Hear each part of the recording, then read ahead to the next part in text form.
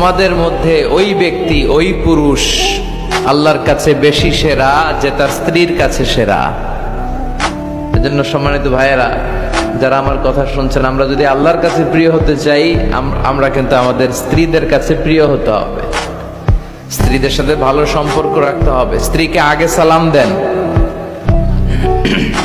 স্ত্রীকে ভালোবাসুন, স্ত্রীর নানা ধরনের কাজের প্রশংসা করুন, দেখবেন ঘরটা জান্নাতের টুকরা হয়ে গিয়েছে। তোমাদের মধ্যে ওই ব্যক্তি ওই পুরুষ আল্লাহর কাছে বেশি সেরা যে তার স্ত্রীর কাছে সেরা। এজন্য সম্মানিত ভাইয়েরা, যারা আমার কথা শুনছেন, আমরা যদি আল্লাহর কাছে প্রিয় হতে চাই, আমরা কিন্তু আমাদের স্ত্রীদের কাছে প্রিয় হতে হবে, স্ত্রীদের সাথে ভালো সম্পর্ক রাখতে হবে। স্ত্রীকে আগে সালাম দেন,